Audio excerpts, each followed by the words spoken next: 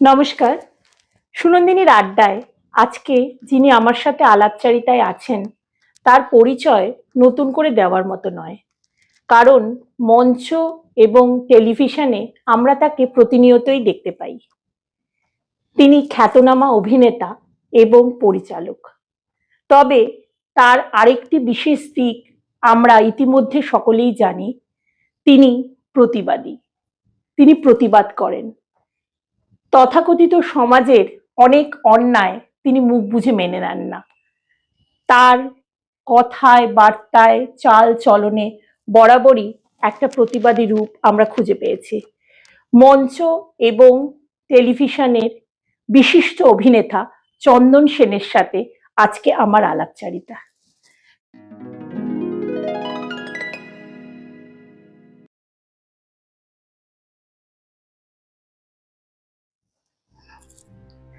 আপনার সাথে আজকে আমার আলাপচারিতায় আমি প্রথমেই যেটা জিজ্ঞেস করব আপনাকে, সেটা হচ্ছে যে বর্তমান সমাজে আমরা একটা জিনিস খুবই দেখতে পাচ্ছি, সেটা হচ্ছে যে মানুষ একটা গা বাঁচানো পথে সবাই হাঁটছি।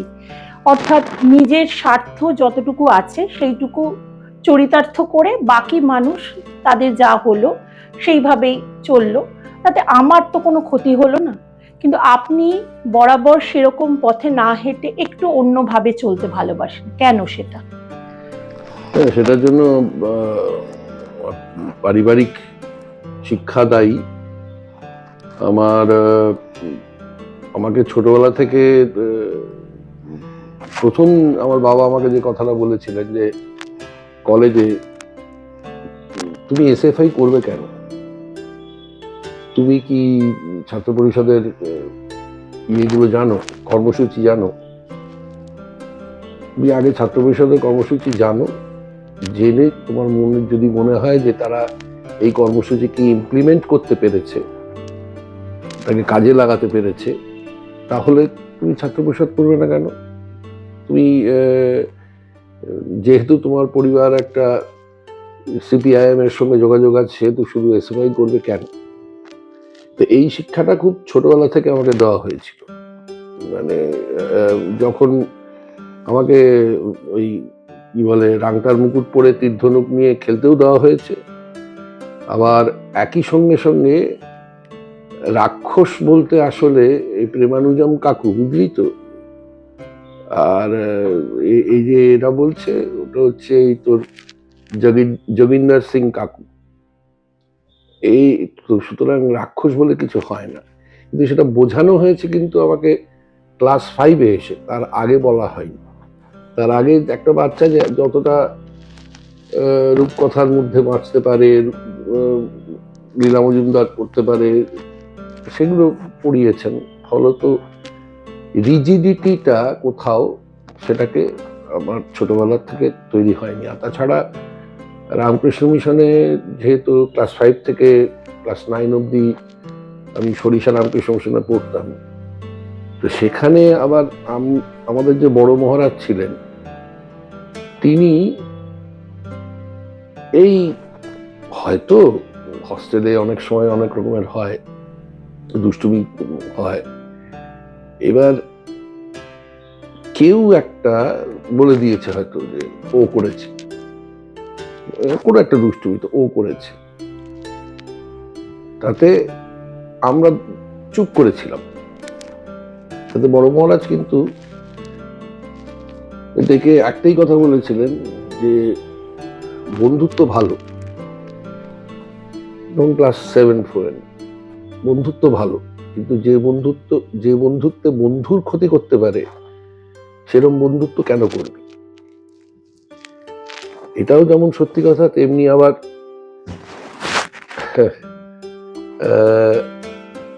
মানে ও অন্যায় করছিল, তুই সেটাকে চুপ চুপ করে সহ্য করছিলি কেন? তুই কেন বললি না কিছু? সেটাও মহিমদা ছিলেন বড় মহারাজ আমাদের, সেটাও মহিমদা, ওটা ওই দুটো দিকেই আমাদের বলতেন। ফলত সেখান থেকে একটা ধারণা তৈরি হয়েছিল। তারপর মানে খুব সহজ করে বলতে গেলে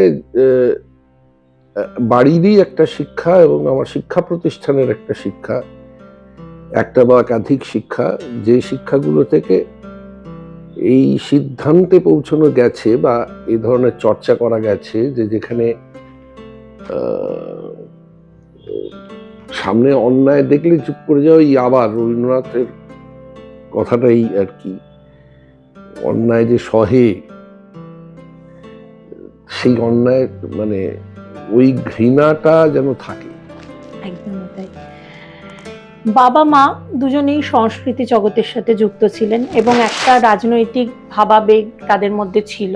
তো ছোটবেলা থেকে ভাবাবেগ নয়, বাবা সর্বক্ষণের কর্মী ছিলেন এবং 67-এ আব্দুল্লাহ রসুল সাহেবের সিএ ছিলেন, আর 69-এ জ্যোতি বোসের সিএ ছিলেন। গণশক্তির তখন দুজন মাত্র ছিল, উদয় কাকু আর বাবা। হয়তো গণশক্তির চিফ রিপোর্টারও ছিলেন। যখন গণশক্তি সবে 63 থেকে 64-তে পার্টি ভাগ হয়ে যখন গণশক্তি প্রথম প্রকাশ করলো, তো ফলত বাবা সর্বক্ষণের কর্মী ছিলেন। আর মা গণনাট্য সঙ্গের সেন্ট্রাল স্কোয়াডে নিয়মিত অভিনেত্রী, গায়িকা। বাবাও তাই, একই সঙ্গে সঙ্গে। তো ফলত একটা মানে কোনো ভাবাবেগ টাবাবেগ নয়, সর্বক্ষণের কর্মীর মানে পরিবেশটা বাড়িতে সবসময় ওই রকম একটা পরিবেশ। কিন্তু তার সাথে আপনি বলছেন যে রামকৃষ্ণ মিশনে পড়াশোনা, তো কখনো সেই দুটোর মধ্যে কখনো কোনো খাপ খাইয়ে নিতে অসুবিধা হয়নি? না, একেবারেই না। আচ্ছা। যে কারণে পরবর্তী ক্ষেত্রে আমি বিবেকানন্দকে কখনো আধ্যাত্মিক নেতা হিসেবে দেখিনি। আমি তাকে একজন সমাজ বিপ্লবী মানুষ হিসেবেই দেখেছি। যে কারণে আমরা যখন নাটকটা করি যুবনায়ক, তখন সেভাবেই বিবেকানন্দ পোর্ট্রেট হন। অন্য কোন রকম ভাবে তার আধ্যাত্মিকতা, সেটাকে আমরা এক্সপ্লেন করি, কিন্তু আমরা বেশিরভাগটাই বলার চেষ্টা করি যে উনি সমাজ বিপ্লবী ছিলেন, এটাই ধারণা। সুতরাং বরঞ্চ ওখানে গিয়ে সেটাতে আমার সুবিধা হয়েছে। আচ্ছা। তো রামকৃষ্ণ মিশনের পরে আপনার কলেজে নিশ্চয়ই পড়া, তো কলেজে পড়তে গিয়ে কি রাজনীতির সাথে যুক্ত হয়ে পড়লেন? হ্যাঁ, মানে সে তো সব ছেলে মেয়েরই পড়া উচিত। আমি পাঠ্য বইতে গণতন্ত্র পড়ব কিন্তু তার মানে বুঝবো না, আমি রাষ্ট্র পড়ব কিন্তু তার মানে বুঝবো না, এটা তো হতে পারে না। আর সেটা বুঝতে গেলে তার একটা পার্টিসিপেশন লাগে। তবে হ্যাঁ, আমাদের সময় এই মানে কে ছাত্র পরিষদ করছে, কে এসএফআই করছে, সেটা যেমন পরিষ্কার থাকতো, তেমনি ভোটের সময় আবার মাথায় মারবি না, পিঠে মারবি না, পায়ে মারবি। সেই পায়ে মারতো, কিন্তু তারপরেই ভোট শেষ হয়ে গেলেই আবার একসঙ্গে চা খেতে যেতাম, ঘুগনি খেতে যেতাম। এইটা ছিল। মানে কোনো সাংস্কৃতিক অনুষ্ঠান হলে সেটাতে ও ছাত্র পরিষদ করে, সে তাকে ডাকবো না বা সে আসবে না, এটা ছিল না আমাদের ছাত্র জীবনে। কি খেলাধুলো, কি সংস্কৃতি, কি পড়াশোনার ব্যাপারে। আমি অবশ্য খুব একটা বেশি কলেজে সময় দিতে পারিনি, তার কারণ ওই সময়টা আমি একটু খেলাধুলো নিয়ে ব্যস্ত ছিলাম। আচ্ছা। তো সেই কারণের জন্য। কিন্তু কি খেলতেন তখন? আমি ক্রিকেট খেলেছি। আচ্ছা। কলকাতা শহরে ফার্স্ট ক্লাস ক্রিকেট খেলেছি প্রায় 7 বছর।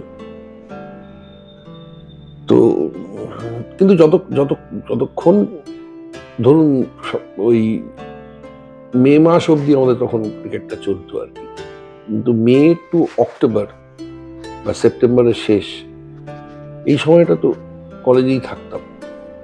তো ফলত কলেজে এর মাঝখানে আসতাম না তা নয়, যাওয়া আসা চলতো। আর তার মধ্যে বঙ্গবাসী কলেজ অফ কমার্স, সেটা একটু বেশি মাত্রায় উত্তেজনা থাকতো আর। সেই রকম আর কি। তো মঞ্চে প্রবেশ কি কলেজে থাকতে নাকি কলেজ পাশ করার পরে, মানে প্রথম মঞ্চে অভিনয় বা মঞ্চে আসার?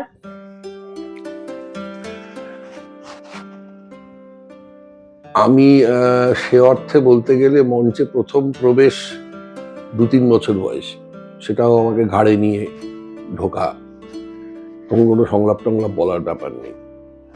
কিন্তু সে অর্থে সংলাপ বলছি এরকম একটা অবস্থা হচ্ছে ওই 67-68 ওরকম সময়, ওই 6 বছর 5 বছর বয়স, সেই সময় মঞ্চে সংলাপ বলছি তখন থেকে।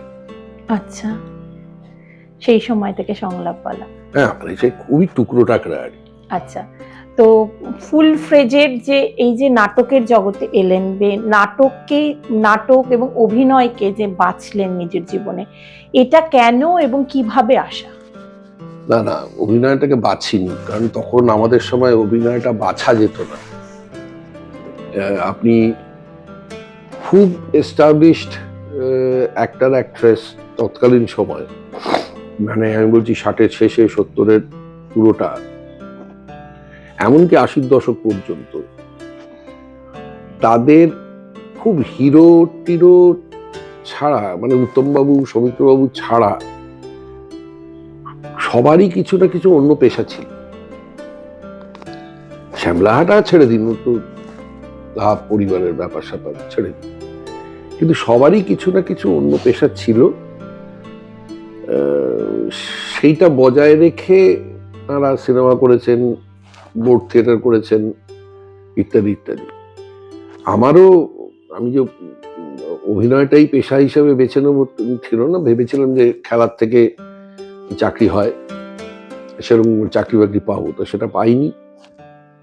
তো না পেয়ে বলতে পারেন যে একটা সুযোগ এসে গেল তখন আর কি। মানে এখন তো মাল্টি চ্যানেলের ওই সুযোগটা আমাদের সেই সময় ছিল না। আমাদের একটাই মাত্র তখন দূরদর্শন ছাড়া কিছু নেই। কিন্তু আমি এটাকে পার্সু করতে পেরেছি আমার মায়ের কারণে। আমার মা আমাকে উৎসাহ দিয়ে গেছেন, সেই কারণে পার্সু করতে পেরেছি। তার মা যদি না পার্সু করতে দিতেন, তাহলে আমাকে যদি বলতেন যাও গিয়ে রোজগার করে নিয়ে এসো, আমি আর পারছি না, তাহলে বাধ্য হতাম। চেষ্টাও করেছি, টুকরো টাকরা চাকরি করার চেষ্টাও করেছি, কিন্তু মায়ের কারণে আমি অভিনয়টাকে পার্সু করে যেতে পেরেছি। মানে মায়ের একটা বিশাল বড় সাপোর্ট ছিল। হ্যাঁ, আমি আজকে আপনি আমার সঙ্গে কথা বলছেন তার কারণ আমার মা, তা না হলে হতো না, অভিনয়টাই করে উঠতে পারতাম। তার মানে আপনার অভিনয়ের শিক্ষাগুরু হিসাবে কি মায়ের কথাই বলবেন? মায়ের কাছেই শেখা অভিনয়? অনেক রকমের ইয়ে আছে, মানে ছোটবেলা থেকে বিভিন্ন রকম ভাবে দেখতে দেখতে বড় হয়েছি। গণেশ জেঠু থেকে শুরু করে, মানে গণেশ মুখার্জি থেকে শুরু করে, শ্যামাকান্ত দাস থেকে শুরু করে অনেকের নির্দেশনার ওই রিহার্সালে বসে থাকা। মানে তার সুবিধা ছিল হচ্ছে যে অমুক কাকু অঙ্কটা করে দেবে, দেখিয়ে দেবে, অমুক কাকু মাসি সায়েন্সটা পড়িয়ে দেবে, রিহার্সালে ওই জন্য রিহার্সালেই বসে থাকা। এটাতে সবসময় আমি এটার মধ্যে থাকতে পেরেছি। আরো খুব খারাপ অবস্থায় পড়তাম হচ্ছে এই গণশক্তিতে, মসজিদের পাশের দোতলার বাড়ি ঘরটায়, ওই চুরুটের গন্ধওয়ালা ঘরটার মধ্যে চুরুটওয়ালা লোকটার মুখোমুখি পড়তে হতো, এবং কোনো ক্রমে সেখান থেকে ট্রান্সফার হতাম হচ্ছে বসন্ত কেবিনের দোতলায়। সেখানে আবার অনেক লোকজন, তারা কোনো না কোনো রকম ভাবে পড়িয়ে দিতেন। তো সেই কারণের জন্য আমি তাদের নাম করতে চাই না, কারণ তারা প্রত্যেকেই খুব বিখ্যাত লোক, দরকার নেই তাদের নাম করার।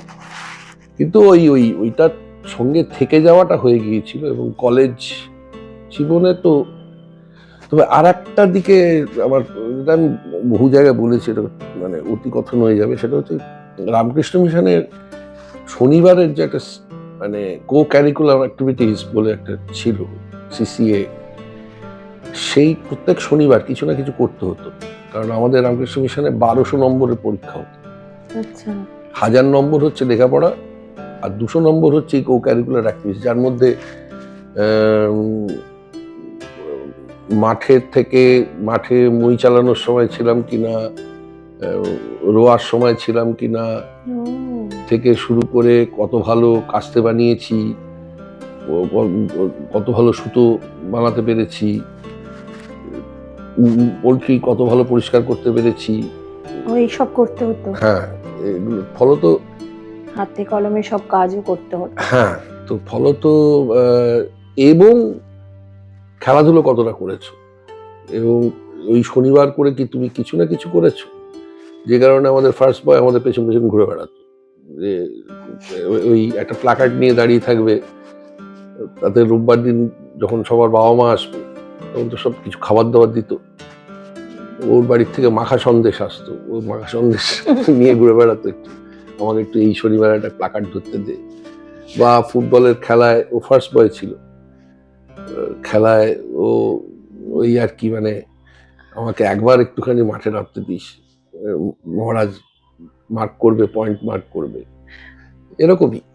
মানে সবসময় 12th ম্যান নয়তো কিছু একটা থাকতো, যাতে আর কি ওর একটা নম্বর হয় খেলাধুলায়। বিশেষ করে খুব একটা আগ্রহীও ছিল না এবং বাধ্য হয়েই যেত। বরঞ্চ খুব ভালো ছবি আঁকতো, খুবই ভালো ছবি আঁকতো, ভালো গাইতো, ওগুলোতে ওর আগ্রহ ছিল, কিন্তু খেলাধুলায় ওর বিশেষ আগ্রহ ছিল। এই কাস্তে টাস্তে তৈরির সময় খুব বিপদে পড়ে যেত, ধর্না করে, লোহা পিটতে হবে তো গরম করে, তো ওগুলো তো ওর খুব ভয়, যদি পায়ে লেগে যায় এইসব। তো ওটাও একটা আমার বেড়ে ওঠার মধ্যে একটা খুব বড় প্রভাব বলা যায়। কিছুদিন আগেই আমরা সকলেই দেখেছি যে আপনি সরকার থেকে একটি পুরস্কার পেয়েছিলেন। আমাদের যেটা বলা হয় যে প্রত্যেক বছরই পুরস্কারটি মুখ্যমন্ত্রী নিজে হাতেই তুলে দেন। তো তারপরেই আমরা দেখলাম যে সেই পুরস্কারের যে অর্থমূল্যটি ছিল সেটি আপনি দান করে দিলেন। তো এটাই শুধু এবছর নয়, এর আগেও আমরা দেখেছিলাম যে এই যে পুরস্কার আপনি পেয়েছিলেন সেই পুরস্কারের অর্থমূল্য আপনি দান করে দিয়েছেন। তো আমার জানার একটাই বিষয় যে আজকালকার দিনে তো শিল্পীদের এই যে স্বীকৃতি, এই সরকারের আমলে বহু স্বীকৃতি শিল্পীদের দিচ্ছেন মুখ্যমন্ত্রী নিজে স্বয়ং, অনেক রকম পুরস্কার চালু হয়েছে। তো এই স্বীকৃতিটাকে কেন বারবার এরকম দান করে দিচ্ছেন, মানে নিজের কাছে রাখছেন না কেন? স্বীকৃতিটা অবশ্যই আপনার, কিন্তু অর্থটা দান করে দিলেন কেন? প্রথম কথা হচ্ছে এটা একেবারেই জনগণের টাকা। এটা আমি যে পরিশ্রম করছি তার জন্য একটা স্বীকৃতি, ঠিক আছে। জানি না, মানে আমি তো অন্য কোনো পুরস্কার থেকে টাকা পাইনি, সেই টাকাটা পেলে আমি কি করব আমি জানি না। হ্যাঁ, সদ্য নান্দিগান আমাকে একটু সম্মান জানিয়েছেন, একেবারেই সদ্য। তো সেটাও আমি আমাদের থিয়েটারের দলেই ব্যবহার করেছি অলরেডি। দেখুন, আমার নিজের একটা জিনিস মনে হয়, ওই খুব ছোটবেলা থেকে এই নিয়ে আমার দুটি প্রেম নষ্ট হয়ে গেছে। সেটা হচ্ছে যে আমি, মানে শুনতে খুব খারাপ লাগে, আমি সেভাবে বলতাম আর কি, যে আমি মাথার দায়িত্ব নিতে পারি, আমি পেটের দায়িত্ব নেব না। এতে আত্মসম্মানটা নষ্ট হয়। যে মহিলাই হন, তিনিও তো কলেজে পড়তে এসছেন, স্কুলে পড়াশুনো করে এসছেন, তিনি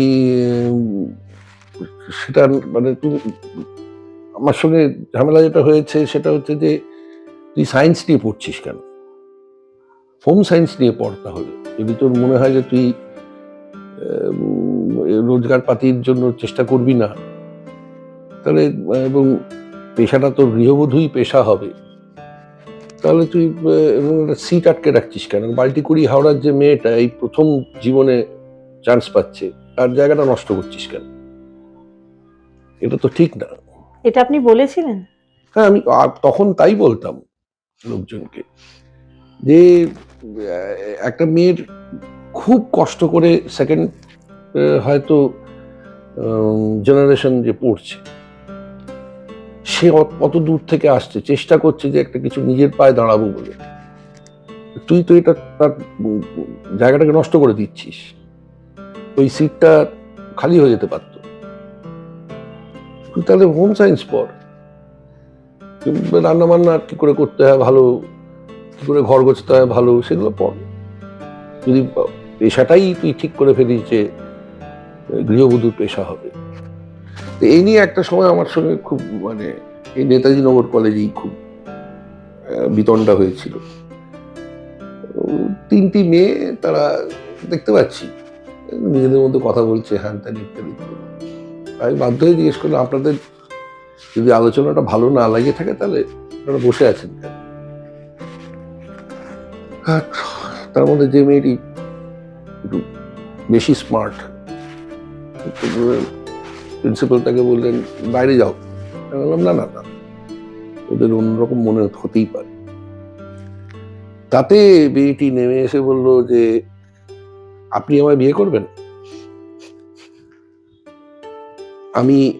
আপনি এখন এইসব কথাবার্তা বলছেন, আমি বাইরেও খাটবো, বাড়িতে এসেও খাটবো, কেন?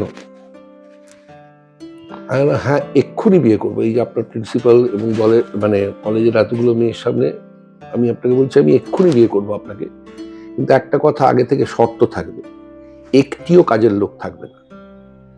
রাজি আছেন? তখন চুপ করে গেল।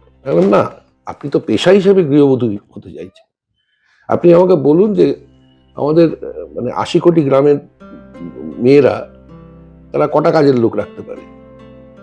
আপনি তো থাকেন খুব বেশি হলে, আমি ধরে নিলাম আপনি খুব মানে সচ্ছল পরিবারে বাস করছেন, ৪,০০০ স্কোয়ার ফিট আপনার জায়গা নিয়ে ফ্ল্যাট।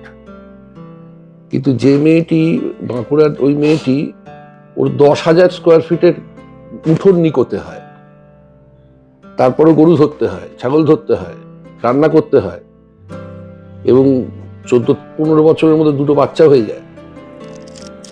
সে ওটা করে কি করে? আর আপনি এখানে সুবিধা নিচ্ছেন তো, তাহলে আপনি পড়াশোনাটা করবেন না, তাহলে ছেড়ে দিন পড়াশোনা করাটা। আপনি এমন কিছু পড়াশোনা করুন যার থেকে আপনি আপনার বাচ্চাকে বেসিক এডুকেশন দেওয়ার জন্য আপনার যা পড়ার পর করেছেন, তারপরে স্পেশালাইজেশন করতে আসবেন। স্পেশালাইজেশনটা তাহলে আপনি বাড়ির ব্যাপার স্যাপারে করুন, আরো বেশি করে কি করে বাচ্চাকে ভালো করে মানুষ করা যায়, তাকে শিক্ষা দেওয়া যায় কি করে বাড়িতে থেকে, সেগুলো নিয়ে পড়াশোনা করুন। এটা করবেন না। তো এটা আমার বরাবরই ভাবনা, বরাবরই সেটাই বলে এসেছি বা সেটা ফলো করে এসেছি। তো ব্যক্তিগত জীবনে মনে হয় যে এই জন্য কি একটু মেলাতে কষ্ট হয়, মানে অন্যদের সাথে একটু মতের অমিল হয় তাই জন্য? না না, প্রত্যেকের নিজস্ব মতামত থাকে। আমাকে দেখুন, গণতন্ত্রের প্রথম কথাই হচ্ছে যে আপনার বিরুদ্ধ স্বরকে শুনতে হবে, এবং তার মধ্যে যদি যুক্তি থাকে তাহলে সেটাকে গ্রহণ করতে হবে। এইভাবে মানুষ হয়েছি। সুতরাং প্রত্যেকের নিজস্ব মতামত থাকবে, সে তার মতামত দেবে। আমাদের থিয়েটার দলেও তাই, ১ বছর হয়ে গেলে প্রত্যেকটি সদস্যা তাদের নিজস্ব মতামত দেয়। যে কোনো বিষয়ে আলোচনা করা যায়।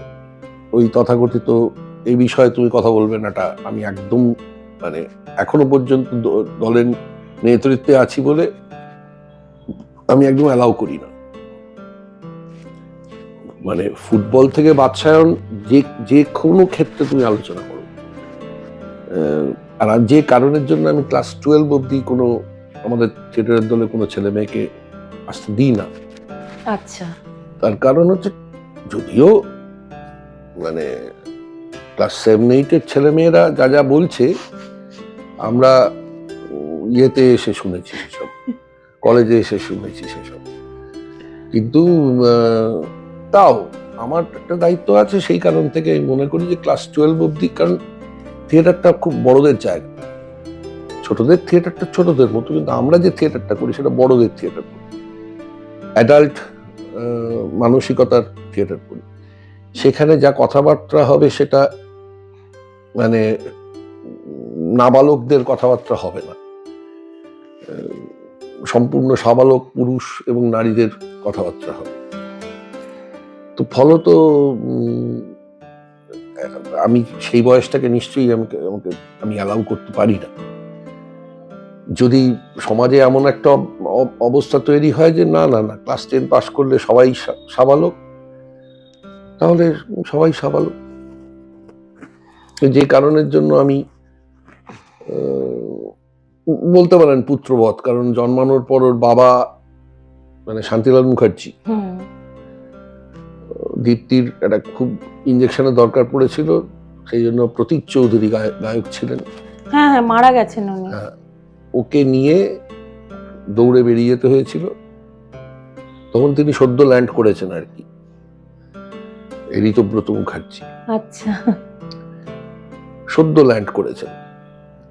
এবার আমি, শ্রীকান্ত আচার্য আর আমাদের আর এক বন্ধু উপর থেকে ফোন করছে। শ্রীকান্ত বলছে আমি যাবো না, তুই যা, খরাজ। ও তো আমি যাবো না, তুই যা। সবাই আমাকে ঠেলে বললো তুই উপর থেকে ফোন করছে, মানে এখন শান্তিও নেই, কি হচ্ছে কেউ জানে না। তো উপরে যখন গেলাম তখন একটা লাল মতন কি একটা দেখি, বলে এই দেখুন আপনার ছেলে হয়েছে। আমার ছেলে নয়, যাই হোক। প্রথম আমি ওকে দেখেছিলাম, ফলত আমার একটা অ্যাসোসিয়েশন, এবং তারপর এত দীর্ঘদিন ধরে বড় হয়েছে। তো ওকে যেমন আমি আমরা ওকে নিয়ে ইয়েতে গিয়েছিলাম, অ্যাটলান্টা, আমেরিকার। আচ্ছা, অ্যাটলান্টিক সিটিতে, অ্যাটলান্টা নয়, অ্যাটলান্টিক সিটিতে, নিউ জার্সি। তো ওইটা ছিল 18th বার্থডে। আচ্ছা, তো আমরা সব সমুদ্রে চান করতে নেমেছিলাম। তো উঠে আসার পর আমি ওকে একটা বললাম, তোর এখানে তো পায়েস পাবো না, কিন্তু তুই আজ থেকে বড় হয়ে গেলি, এই নে এক প্যাকেট সিগারেট রাখ, আর এই নে একটা বিয়ারের বোতল ছোট। এটা বলাতে অনেক লোক আমাকে একই। তাতে ও খুব ভালো একটা উত্তর দিয়েছিল। ও বলেছিল যে এতদিন ধরে তো আমাকে বিদ্যা দিয়েছে, যখন থেকে আমি, যদি শাস্ত্র অনুযায়ী, আমাদের ভারতীয় শাস্ত্র অনুযায়ী যদি দেখি, তাহলে এখন থেকে আমি ওনার বন্ধু হলাম, 18 বছর বয়স পেরিয়ে গেছে। একদমই তাই।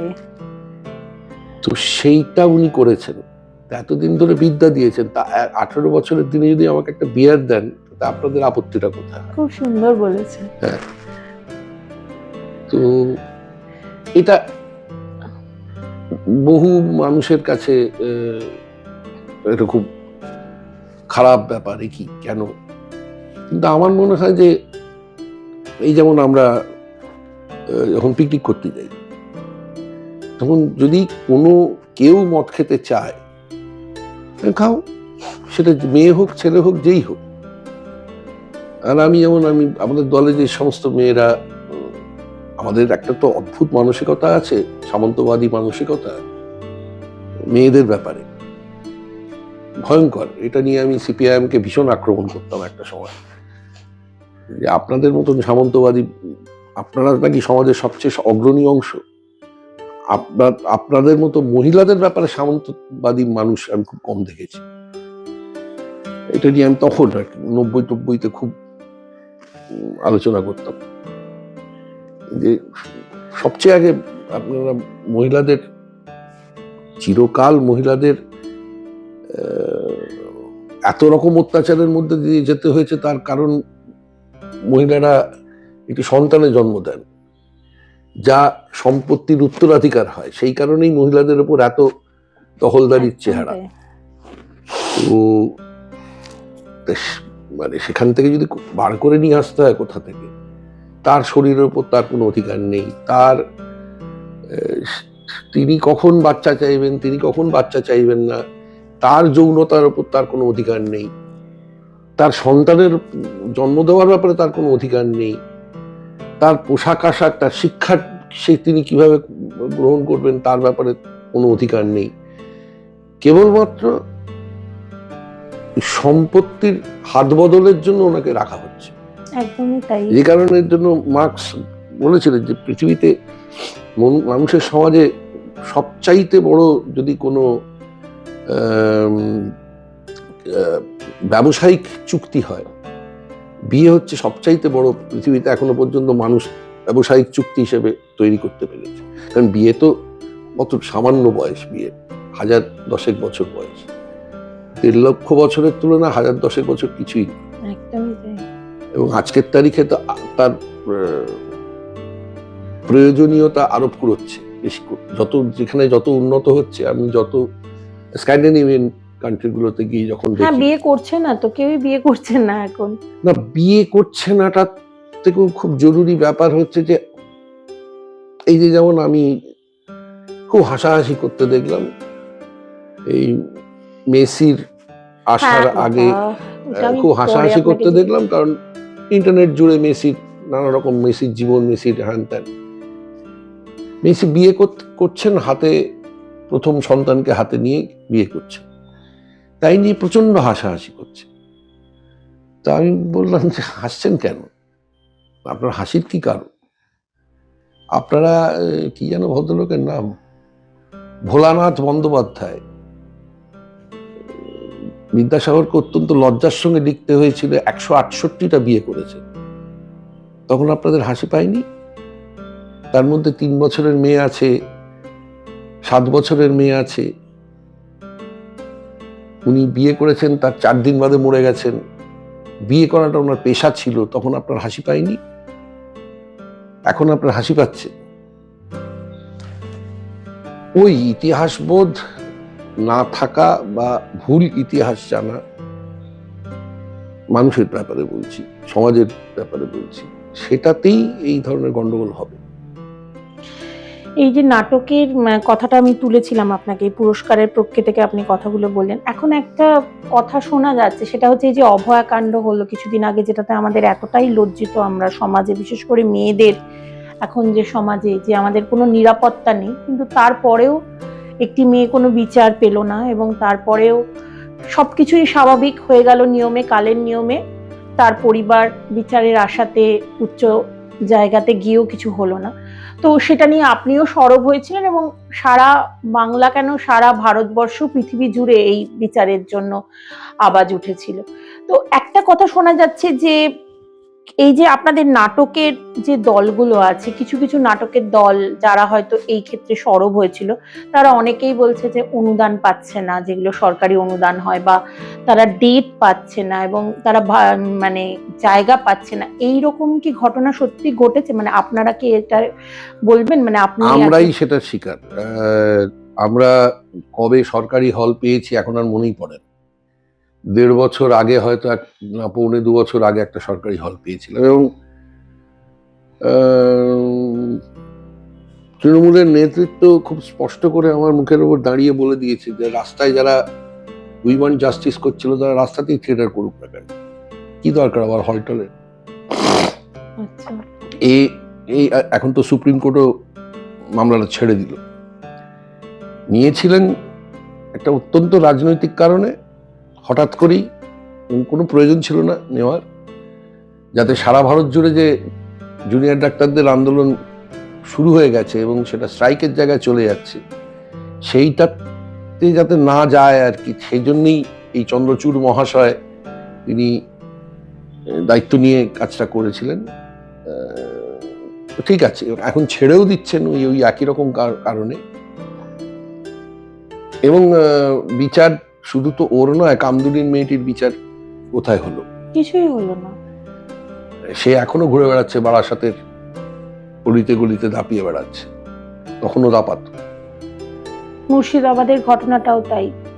আপনি মানে একমাত্র এই কি বলে, এই যে ছেলেটা 9 বছরের মেয়েটাকে রেপ করলো কৃপাখালি, হ্যাঁ হ্যাঁ হ্যাঁ, এটা ছাড়া আপনি কোথায় পেয়েছেন? কোনো জায়গাতেই কোনো বিচার হয় না। হবেও না। তার কারণটাই হচ্ছে যে কোন সরকার যদি ঠিক করে যে সে বিচার দেবে না এবং স্বীকারও করবে না এরকম ঘটনা ঘটেছে, কারণ আমার রাজত্বে এরকম ঘটতে পারে না, বুঝছি, এরা তো নিজেদের রাজা গজা মনে করে, হ্যাঁ একদম তাই। যে কারণে রাজধর্ম শব্দটা ব্যবহার করে। আমার শুনলে পিত্তি চলে যায়। রাজধর্ম আবার কি? রাজা নাকি? আমরা কি প্রজা নাকি যে রাজধর্ম পালন করছেন? তো সেই কারণে পাবেনও না যতক্ষণ না রাষ্ট্র মনে করবে যে না আমরা এটা করতে দেব না, ততক্ষণ পাবেন না। আপনি যে টেলিভিশনে কাজ করেন সেখানেও তো একটা ভীষণ দলবাজি এবং সেখানেও তো একটা ভীষণ রাজনৈতিক জায়গা, এবং আমরা কিছুদিন আগেই দেখছিলাম যে কিছু অভিনেতারা খুব পুরনো, তারা বয়স্ক, তারা কাজ পাচ্ছেন না। তো সব জায়গায় একটা দলতন্ত্রের প্রভাব এবং দলগত, এটা দলতন্ত্রের থেকেও বড় কথা হচ্ছে এখানে এখন একটা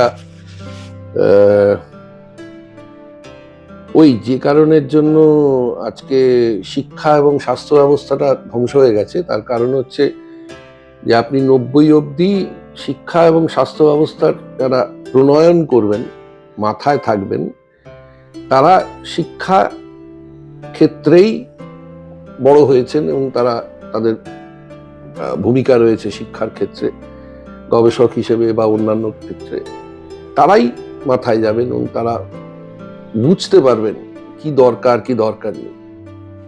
স্বাস্থ্যের ক্ষেত্রেও তাই হতো। আপনি এমন কোনো অ্যাডমিনিস্ট্রেটিভ অফিসারকে পেতেন না যিনি ওই 20-22 বছর বয়সে বা 24 বছর বয়সে MBBS হয়ে হাসপাতালে ঢুকেছেন এবং এখন তার বয়স 60 বছর।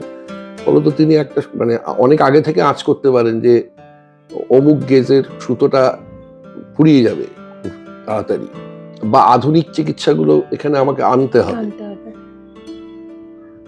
90-এ পুঁজি এসে আসার পরে সারা বিশ্ব জুড়েই আর এরা প্রধান হলেন না, এরা মানে বিদ্যার আর প্রয়োজনীয়তা তেমন থাকলো না, বিত্তকে সম্মান করা হলো, বিদ্যাকে নয়। পুঁজি তাই করে, পুঁজি সবসময় বিত্তকে সম্মান করতে শেখায় এবং মার্ক্সের ভাষায় যে পুঁজি প্রথমেই মানবিকতাটাকে কেড়ে নেয়। এখন মানবিকতা বলতে অনেক লোক বোঝে অন্য কথা, কিন্তু মানুষ গোষ্ঠীবদ্ধ জীব, মানুষ কখনো একা থাকতে পারে না। ফলত আপনি যদি ধর্মীয় ভাবনাগুলো দেখেন, বেসিক জায়গাগুলো, ক্রিশ্চিয়ানিটির বেসিক কথা হচ্ছে লাভ দাই নেবার, ইসলামের কথা হচ্ছে তোমার প্রতিবেশী যদি ভালো না থাকে তাহলে তুমিও ভালো থাকবে। আর তথাকথিত হিন্দু ধর্ম বা ব্রাহ্মণ্যবাদী ধর্ম সে কথা বলে বসুধৈব কুটুম্বকম, একটাই তো কথা বলে, কিন্তু সেটা সম্ভব হয় না, করতে দেওয়া হয় না। তার কারণ হচ্ছে রাজনৈতিক পুঁজি করতে দেবে না। পুঁজিকে সবসময় মানুষকে একলা করে দিতে হবে, তা না হলে সে বাজারের মাল বেচতে পারে। যদি 3টে টেলিভিশন না ঢোকানো যায় তাহলে টেলিভিশনের ব্যবসাটা হবে না। আগেকার দিনের মতো একটা পাখা, সে আমার থেকে বয়সে বড়, ঘুরেই চলেছে। আমার বাবার সে পাখা হাওয়া খেয়েছে, আমিও খাচ্ছি, আমার দাদু এনেছিলেন, তো সেই আর্মেচার এখন তৈরিও করতে পারে না। হ্যাঁ একদম তাই, সেগুলো হয়। কিন্তু এই যেমন প্লাস্টিক, মানে আপনি এখন বেশিরভাগ ফোন থেকে শুরু করে সবকিছু দেখবেন প্লাস্টিকে চলে গেছে, সেখানে কোনো মেটাল নেই এবং সেখানে ঘোষণাই করে দেওয়া হয়েছে যে এর আয়ু 2-3 বছর। এখন ওয়ারেন্টি পিরিয়ড নেমে আস্তে আস্তে 6 মাসে এসে দাঁড়িয়েছে, 1 বছরও দিচ্ছে না। তার কারণ নতুন পণ্য বাজারে আনতে হবে, আর নতুন পণ্য বাজারে না এলে বাজার টিকবে না। তো সবটাই হয়ে গেছে এখন বাজারের নিরিখে চলবে। তো তারই ফল এইটাও তারই ফল যে এখন আমাদের ইন্ডাস্ট্রিতেও কিছু কিছু নির্দেশক আসছেন, কিছু কিছু প্রডিউসারের লোক আসছেন যারা MBA পড়ে এসছেন, তাদের কাছে সংখ্যাটা খুব জরুরি। কত ঢুকছে, কত আসছে, কত পার্সেন্ট আমার লভ্যাংশ থাকছে। ফলত তারা একটা জিনিস ঠিক করে ফেলেছে যে 10,000 টাকার ওপরে যাদের রেমুনারেশন, তাদের মাসে 4 দিনের বেশি দরকার নেই। এক দিন এলে তাদের দিয়ে 5টা করে সিন করিয়ে নাও, তাহলে 4 দিনে তার কাছে 20টা সিন দাঁড়িয়ে রয়েছে, তাহলেই হয়ে যাবে। ফলত এটা কেবলই দলাদলির বিষয় নয়, পুঁজি, আবার পুঁজি, এবং সেই পুঁজি সে অধিকাংশ অভিনেতা অভিনেত্রীকে টাকা কমাতে হয়েছে, অধিকাংশ অভিনেতা অভিনেত্রী। এবং তাদের টাকা, মানে সে শুরুই করেছিল হচ্ছে 5 নয়া থেকে, সে আজকে 8 আনায় এসে পৌঁছেছে। তাকে বলছে না, তুমি 35 পয়সায় করো, এবং সে বাধ্য। আবার এখানেও পুঁজি, সুতরাং পুঁজি কথা বলছে, দলাদলির থেকেও জরুরি হচ্ছে পুঁজি। মানে সমাজটা পুরোটাই এখন এর উপর নির্ভর হয়ে যাচ্ছে। যতদিন পুঁজির কবলে থাকবে ততদিন পর্যন্ত এরকমই হবে।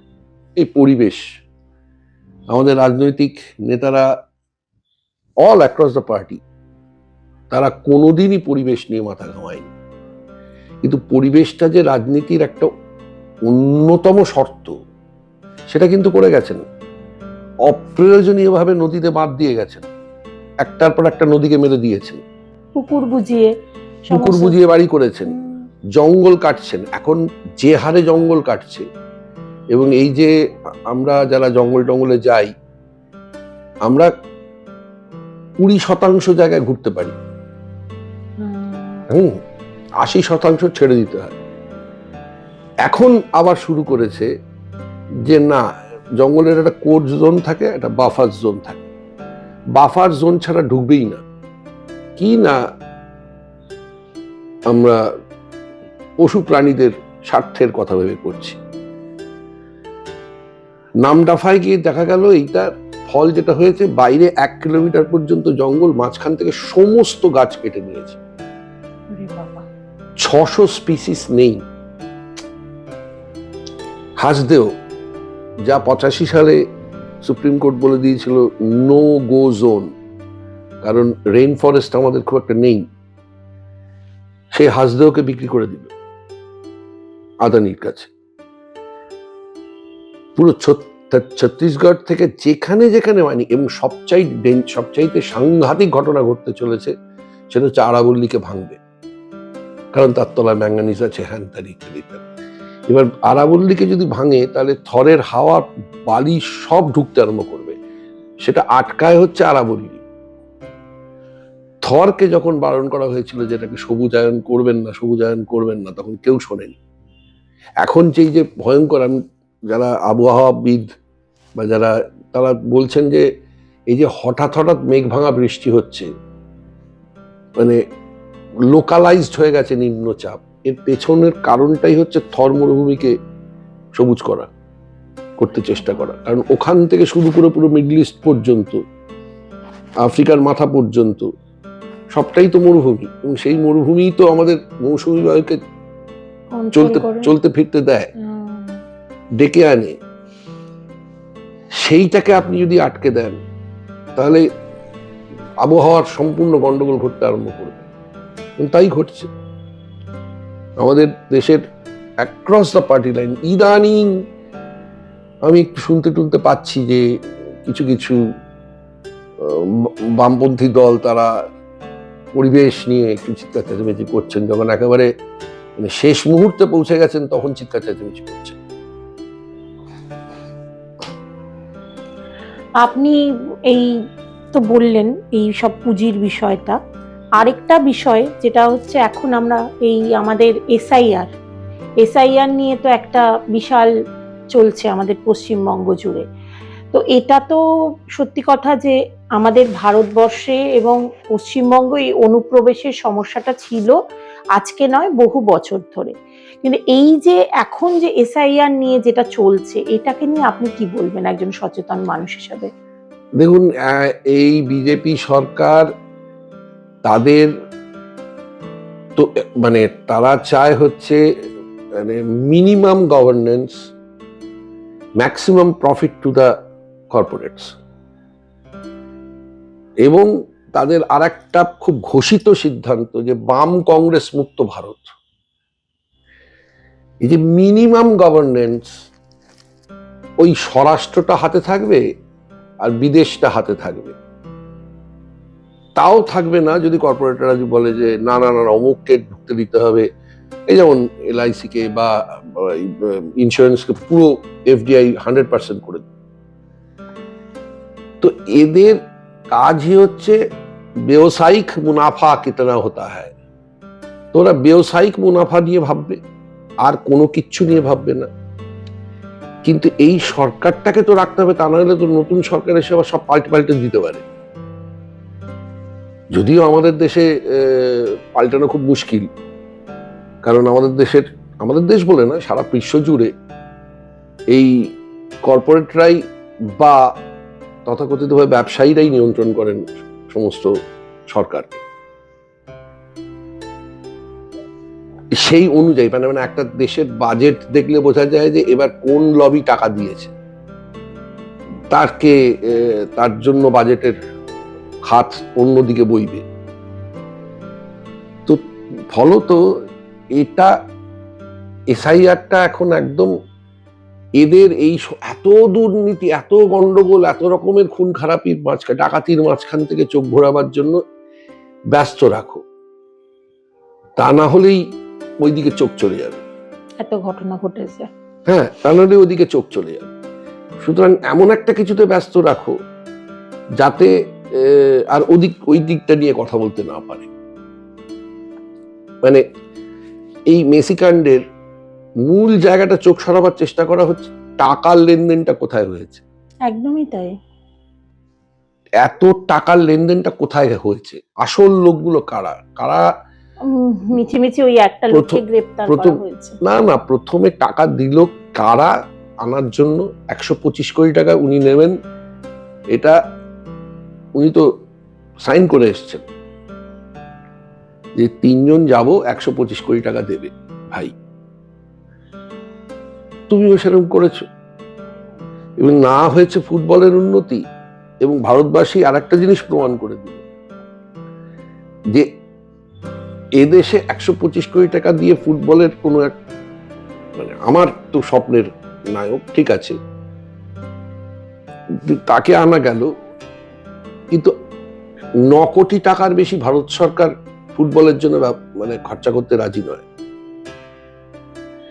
এবং দর্শকও তারাও মাঠে আসেন না, এক কলকাতা যায়, তারা মোহামেডান ইস্টবেঙ্গল হলে যায়, মোহামেডান ইস্টবেঙ্গল হলে যায়, ইত্যাদি ইত্যাদি যায়। ডার্বিতে এখনো পর্যন্ত কলকাতায় যত পরিমাণ মানুষ ফুটবল খেলা দেখতে যায়, সারা ভারতে এত মানুষ ফুটবল দেখতে যায় না। কিন্তু এই যে ব্যবসাটা যে হলো, কে আনার কথা ভেবেছিল, কে প্রথম ইনভেস্ট করেছিল, এই যে টাকা একবার একটু হাত মেলাবে এবং একটা সেলফি তুললে 10 লাখ টাকা, সেই 10 লাখ টাকাটা কে পেল? টাকার মানি ট্রেলটা কোথায়, টাকার গতিবিধিগুলো কি, এইটাকে চাপা দেওয়ার জন্য আপ্রাণ চেষ্টা করা হচ্ছে। আপ্রাণ চেষ্টা করা, মোহনবাগান ক্লাব নয়, ইস্টবেঙ্গল ক্লাব নয়, মোহামেডান ক্লাব নয়, হঠাৎ করে ডায়মন্ড হারবার ক্লাব সে কেন খেলতে যাবে? যদিও আমরা জানি যে ডায়মন্ড হারবারকে তো ডায়মন্ড হারবার বলা যায় না, রিপাবলিক অফ ডায়মন্ড, ওটা তো আলাদা একটা রাষ্ট্র। ফলত যে যাই হোক, নতুন নাটক কিছু করছেন এখন? এই সদ্য তো আমরা মেঘনাদ সাহাকে নিয়ে নাটক করেছি। আচ্ছা, সেটাই এখন সদ্য, মানে এখনো মাত্র 3টে শো হয়েছে। আচ্ছা, আর কিছু ভাবছেন, নতুন কিছু ভাবনা রয়েছে? হ্যাঁ, সে আছে, সে তো চলতেই থাকে, থামে না। আর শীতকাল মানেই তো হচ্ছে একটা নাটকের সময়, অনেক উৎসবও চলে এই সময়টা, তো আপনাদের এখন ব্যস্ততা প্রচুর। হ্যাঁ, একটু তার মধ্যে আবার আরেকটা নাটকের দলের মতো একটা হয়েছে, গেট উইং বলে, সেটাতে মেঘনাথ ভট্টাচার্য, আমি, শান্তিলাল মুখার্জি, ঋতব্রত মুখার্জি অভিনয় করি। আচ্ছা, কিন্তু এই দলটা মানে না নাট্য আনন না সায়ক, কোনো দলেরই ইনভলভমেন্ট নেই।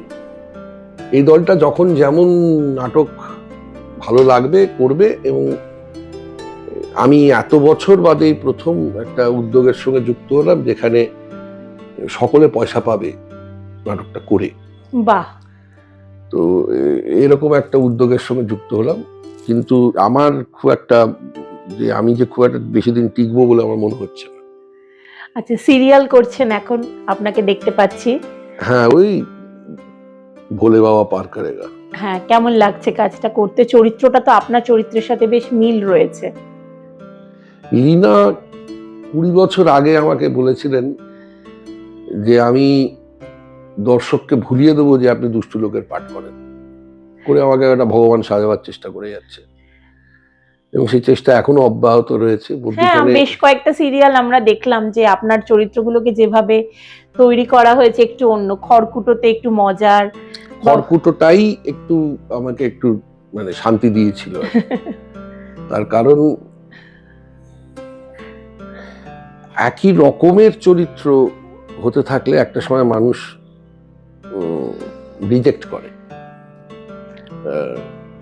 মানে ওই এতে এরকম হবে, এটা এই যে একটা গোড়ার থেকে একটা ধারণা হয়ে যায়, ও আছে, ও থাকলে এরকম হবে। সৌভাগ্যবশত এখন কিছু কিছু সিনেমা পাচ্ছি যে সিনেমাগুলোতে নানা রকম চরিত্র করার। হ্যাঁ, ছবির কথাটা আমি জিজ্ঞেস করিনি, একটু ছবির কথা বলুন, যে ছবিগুলো করেছেন বা আগামী কিছু ছবির কথা কিছু চলছে, কিছু ছবির কাজ আছে হাতে? একটা গতকাল এসেছে, সে এখন বলা যাবে না সেটা আমি যতক্ষণ না মানে একেবারে, এটা একেবারে বেল্লাবাড়ি নেমন্তন্ন না, আচারে বিশ্বাস। আচ্ছা আচ্ছা, এগুলোতে এর মধ্যখানে এই কেউ বলে বিপ্লবী, কেউ বলে ডাকাত, অনন্ত সিংহের জীবন নিয়ে জিৎ হিরো, সেটা নিয়ে একটা সিনেমাতে অভিনয় করলাম। আর এরাও মানুষ বলে সেখানে আবার এই জিতু ছেলেটি, জিতু কামাল, হ্যাঁ, আচ্ছা, ও অভিনয় করছে, তারপর শ্রাবন্তী অভিনয় করছে। আচ্ছা আচ্ছা আচ্ছা আচ্ছা। আর পুরনো কাজ করেছেন, একটু পুরনো ছবিগুলো যদি নিয়ে বলেন যেগুলো একটু ভালো লেগেছিল কাজ করে। আমি না সে ভালো যেগুলো লেগেছিল, বা বলতে পারেন আমি অন্যতম প্রধান চরিত্র ছিলাম, সেই ছবিগুলো একটাও রিলিজ করেন। যা রিলিজ করেছে ওই মানিকবাবুর মেঘ একটা ছবি, মানিকবাবুর মেঘটা তো একটা মানে কি বলবো, একটা অসম্ভব সুন্দর ভালো ছবি। ওইটাই আমি প্রধান চরিত্রে ছিলাম। মানে ওটা একটা কিরকম একটা মানে মাইলস্টোন হয়ে গেল বাংলা ছবিতে, মানে আপনার চরিত্রটা এত সুন্দরভাবে মানে ওটা দেখানো হয়েছে, মানে ভাবাই যায় না যে বাংলা ছবি ওই রকম ভাবে আমরা দেখতে পাবো, মানে ভাবতেই পারা যায় না। আমি অঞ্জনদার সাথে সারাদিন সারা রাত্রির, আবার অঞ্জনদা আমাকে ডেকেছিলেন। অঞ্জনদাই তো আমাকে অনেকগুলো সিনেমা করতে দিয়েছেন, প্রভাত রায়, তারপরে অঞ্জন দত্ত, মানে যারা একাধিক নয় 5-6টা করে সিনেমা করতে দিয়েছেন, তাদের মধ্যে এরা দুজনই আছেন, মানে আমাকে রিপিট করেছেন। আর বৌধানেশ মুখোপাধ্যায়ের সাথে কি আর কোনো ছবি করছেন? না না, আর এখন কিছু করছেন না? এই কালকেই আমার বন্ধু সে আসছে আমেরিকা থেকে। আচ্ছা, সে এমিরেটসে আসছে, সে বললো মানিকবাবু দেখছি, বুঝলাম যে এমিরেটসকে বেঁচেছে। তার মানে এখন আপনার মোটামুটি নাটকের কাজও চলছে, ছবির কাজও চলছে, মানে ছবি একটা সামনে কথা হচ্ছে সেটার কাজও চলছে, এইসব নিয়ে লেখালেখি করেন? হ্যাঁ, করতে হয়, তবে ইদানিং আমি বলি যে আপনারা প্রশ্ন করবেন, আমি উত্তর দিয়ে দেবো। আচ্ছা, আর অবসর কি করে কাটান? জঙ্গলে গিয়ে, পাহাড়ে গিয়ে। আচ্ছা, মানে বেড়ানোর নেশা আছে? হ্যাঁ। আর খেতে ভালোবাসেন? খুব একটা না, মানে কেউ একটা ভালো খাবার দিলে বুঝি যে এরকম একটা খাবার আছে। আচ্ছা, মানে খাওয়া নিয়ে অতটা ইয়ে নেই। এটা আমার প্রাক্তন স্ত্রীর খুব ইয়ে ছিল, অভিযোগ ছিল, কিছুই চায় না। আপনার প্রথম স্ত্রী যিনি ছিলেন তাকে এবং তার সাথে আপনার যে বিখ্যাত একটি মানে সিরিয়াল আমরা দেখেছি এক আকাশের নিচে। তো উনি আমার প্রথম স্ত্রী না, উনি আমার দ্বিতীয় স্ত্রী। আচ্ছা, যাই হোক, ওই ছবি, ওই যে জুড়িটা আমরা দেখেছিলাম সেই সময়, যে মজা এবং যে একটা অন্যরকম ভাবে আপনাকে পোর্ট্রেট করা হয়েছিল ব্যক্তিগত জীবনে এসে, মানে মনে হয় কখনো আপনি কি ওইটার সাথে কখনো নিজেকে মেলাতে পারেন? দেখুন, এই প্রশ্নটার উত্তর আমার মনে হয় না কোনো অভিনেতার কাছে আছে, কারণ এই চরিত্রগুলো খোঁজা বা এই চরিত্রগুলো তৈরি করা, মানে আমার মনে এত হয় সুন্দর ভাবে দুজনে যে ফুটিয়ে তুলেছিলেন, যেটা মানে এত সুন্দর একটা যুগলবন্দি বলা যায়, সেটা মানে এটা কোনো রকম, মানে আমি বলতে পারি না এটা আমি নই, এটাও আমি, বা এটা আমাকে হয়ে উঠতে হবে। এটাই তো অভিনেতার জীবনের একমাত্র চলার রাস্তা। আমি নই, আর একটা মানুষ হয়ে উঠতে হবে, ওটাই আনন্দ। তো ফলত কেউ বলতে পারে না যে, আমার মনে হয় না অভিনেতাদের বলা উচিত যে এটা আমি নই, ওটাও আমি হতে পারে হয়তো। এখন মনে হয় যে ওই যে সিরিয়ালটা চলেছিল বা এখন যে কাজগুলো করছেন তার সাথে একটা পার্থক্য খুঁজে পান এখনকার কাজের মধ্যে?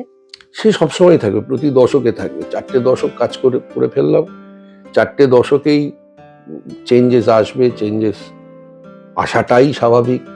না আসলে বরঞ্চ বুঝতে হবে ভয়ঙ্কর অসুখ হয়েছে কোথাও, একই জায়গায় আটকে আছে, মানে হচ্ছে ভীষণ অসুস্থ, ব্যবস্থাটাই ভীষণ অসুস্থ। তো ফলত সেই চেঞ্জ তো হবেই। অনেক বিশিষ্ট অভিনেতার সংস্পর্শে এসেছেন যারা আজকের দিনে নেই, আবার অনেকে আছেন যাদের সাথে অভিনয় করছেন।